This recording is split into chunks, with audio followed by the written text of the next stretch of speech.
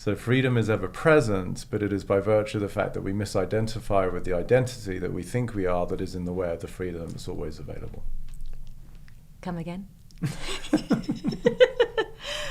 I don't think you could say that again, but that was... Yeah. Take notes, people. Yeah, rewind, write that down. Just give me credit. It's an ever-present state.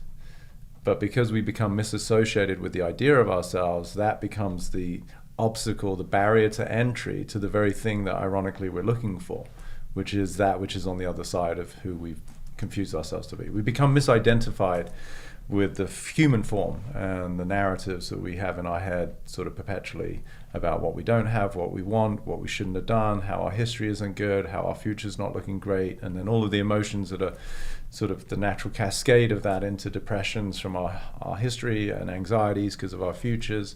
That all belongs to the persona that we become misidentified with. But in the dissolution of the idea of oneself, then all you're left with is freedom. But therein lies the irony. That's the old expression of trying to pick yourself up by your bootstraps, right? One of my quotes is, I write in quotes, and I say the person trying to get rid of the ego is the ego. Could take a while. Mm-hmm. Exactly. So, and that ego hates any sort of death. Yeah.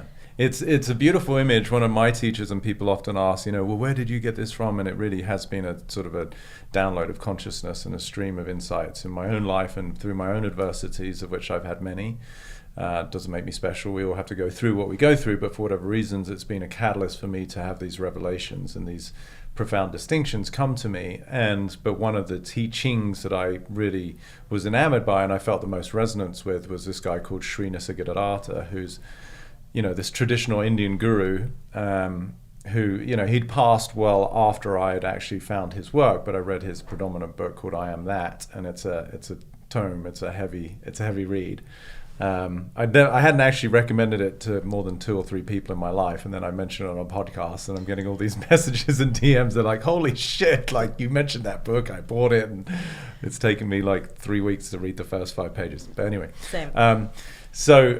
But he had a beautiful image. He said, imagine that the persona is like a doll that's made out of salt, and you throw the doll into the ocean. And then because by virtue of the fact that it's been thrown into the ocean, it dissipates. The form dissolves. But you, the persona, has just been embodied and embraced by the whole. You're still there. It just seems like you fragmented. So the dissolution of the identity is the embrace of the whole. And so we could say that that's freedom. So... Just got to get rid of yourself. No big deal. Then, this is a big question, and you may not have an answer. What is the purpose of life then? Like, do you believe... Right there, that's it. Like, realize you're a salt doll and throw yourself in the ocean.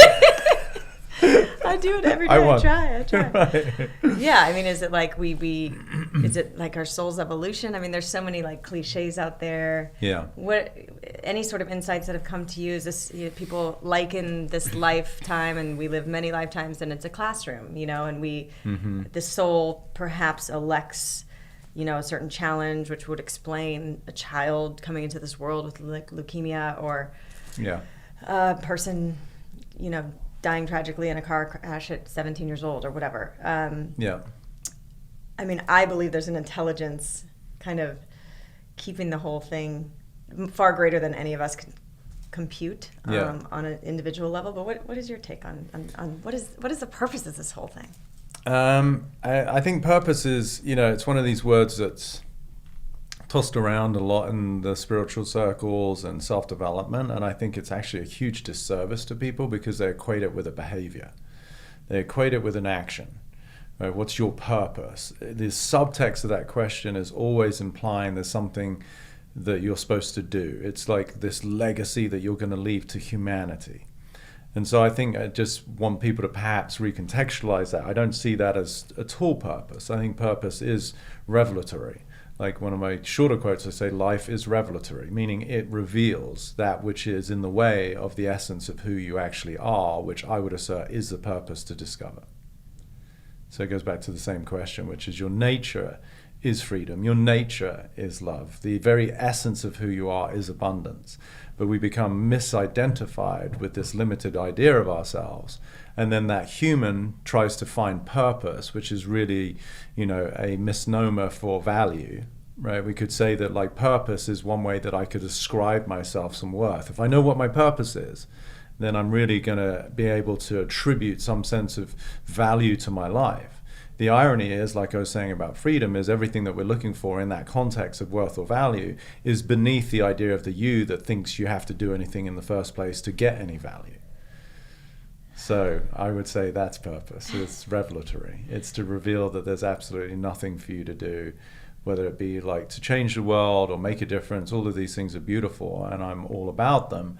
But if it's to look at somebody's individual true, like the poignancy of being human, it's the opportunity for awakening to your true essence. So I would say purpose is not something you do, it's something that you reveal. Thank you for listening to the Heal Podcast. Be sure to tune in for more empowering wisdom and inspiring healing stories. Oh, and make sure you hit the follow button on Apple, Spotify, or wherever you listen to podcasts so you don't miss that one episode that holds the answer you've been searching for. And if you feel inspired, we would love you to rate and review us so that we have the opportunity to reach more people. And of course, you can follow us on Instagram for some behind-the-scenes fun and more inspiration at @HealDocumentary and @Kelly Gores. Thank you so much and be well.